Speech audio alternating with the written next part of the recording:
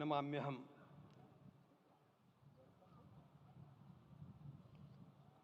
आज अंतःकरण अत्यंत उल्लास से, समाधान से और कृतज्ञता से भरा हुआ है। हमारा संपूर्ण राष्ट्र और पूरा विश्व भी आज भगवान श्री राम की प्रतिष्ठा से आलोकित होने का पर्व आरंभ हो चुका है। यह केवल एक मंदिर में एक मूर्ति की प्रतिष्ठा नहीं है, यह इस देश की अस्मिता, इस देश का स्वाभिमान और इस देश का आत्मविश्वास, इसकी प्रतीक्षा है। 500 वर्षों की प्रतीक्षा के पश्चात यह संभव हो सका। इसके जो अनेक कारण हैं, उनके ऊपर तो आलोक हमारे सारे सम्माननीय अभ्यागत डालेंगे ही। मैं केवल एक काम के लिए यहां पर खड़ा हूं, छोटा सा काम। कारण तो अनेक होते हैं, लेकिन अनेक कारण मिलते मिलते आखिर वे एक विशिष्ट स्तर तक पहुंच जाते हैं और उस स्तर पर कोई महापुरुष हम लोगों को उपलब्ध होता है और उस विभूति के कारण युग परिवर्तित हो जाता है। इस प्रकार का परिवर्तन लाने के लिए अपने जीवन को साधना पड़ता है और इस प्रकार जीवन साधने वाले हमारे इस देश की परंपरा के अनेक महान रत्नों में आज हम लोगों को समय की आवश्यकता, युग की आवश्यकता, सनातन के अंतःकरण की आवश्यकता के रूप में हमारे सम्माननीय प्रधानमंत्री जी प्राप्त हुए हैं।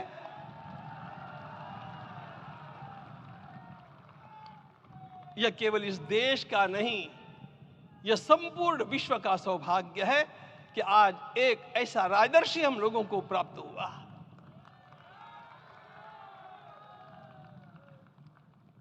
आपके मंगल हाथों से आज प्रतिष्ठा होने की बात थी, वह स्वाभाविक भी था, वो होना ही था मित्रों। लेकिन मुझे इस बात का आश्चर्य हुआ जब मुझे लगभग 20 दिन पूर्व समाचार मिले कि माननीय प्रधानमंत्री जी को इस प्रतिष्ठा के लिए स्वयं अपने लिए क्या क्या अनुष्ठान करके सिद्ध करना चाहिए, स्वयं को उसकी नियमावली आप लिख करके भेजें।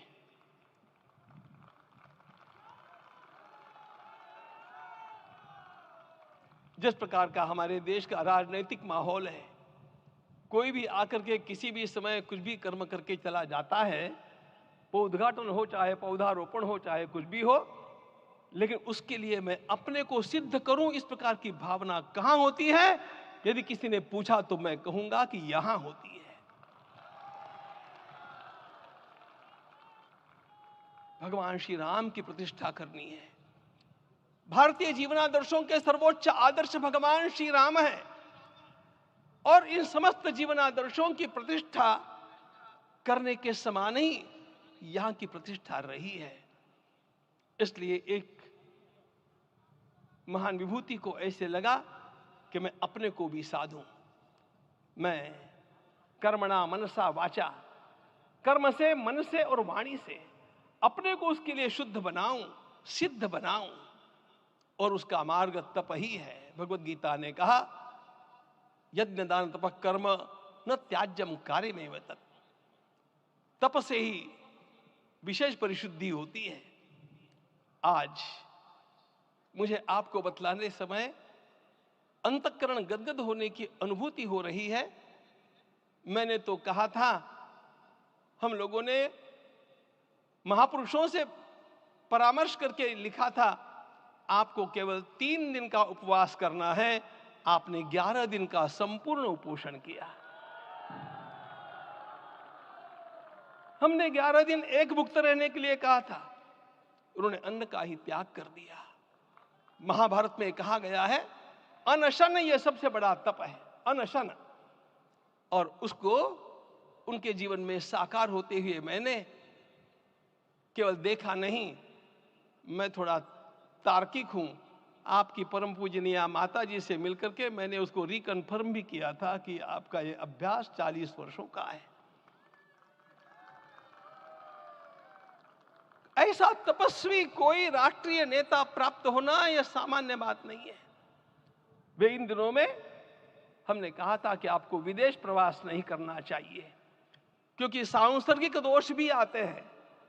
विदेश प्रवास टाल दिया सांसर्गिक देशों के इस दोषों की संभावना के कारण, लेकिन दिव्य देशों का प्रवास ऐसा किया।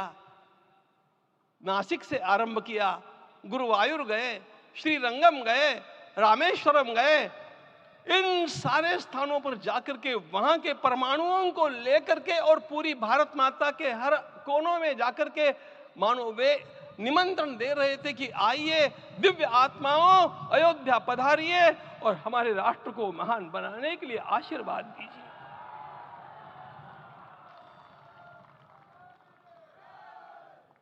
हमने केवल कहा था 3 दिनों तक आपको भूमि शयन करना चाहिए।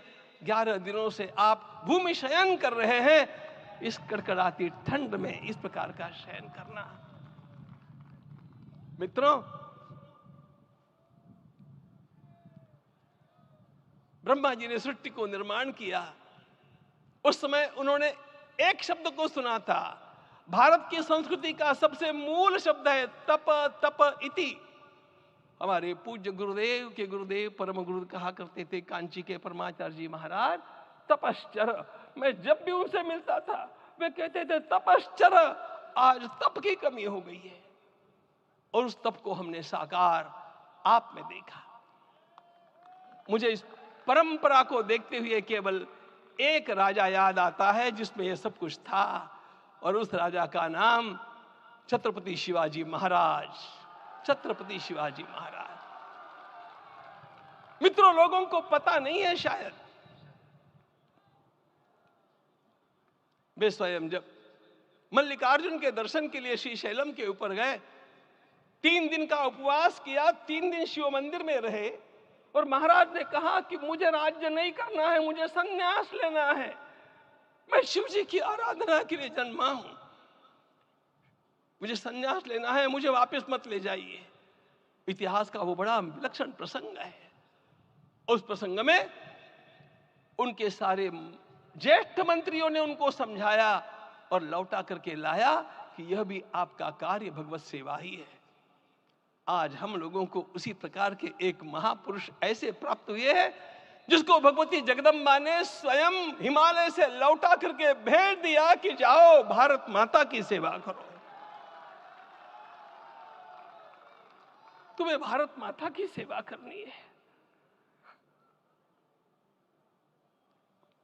मैं अपने को कभी श्रद्धा रखने के बारे में भावुक नहीं पाता हूं, लेकिन कुछ स्थान ऐसे होते हैं जहां पर आदर के साथ अपना मस्तक अपने आप झुक जाता है।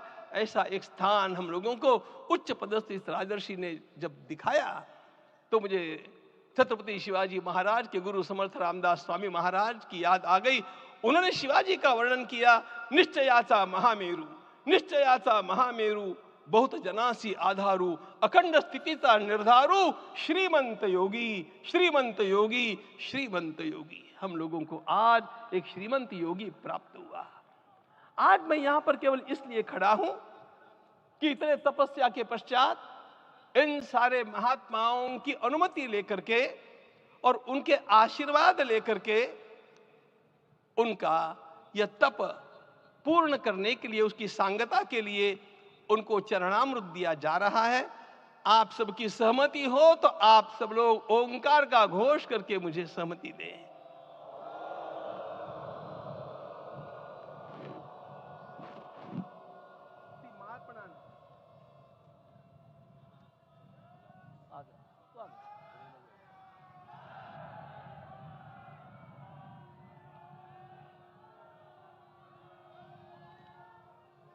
अपना उपवास पूर्ण कर रहे हैं माननीय प्रधानमंत्री जी। 11 दिवसीय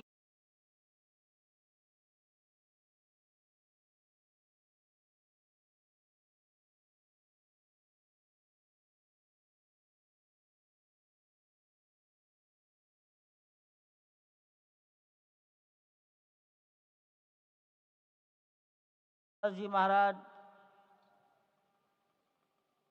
राम छावनी अयोध्या के श्री महंत के चरणों में निवेदन करता हूं आशीर्वचन के लिए।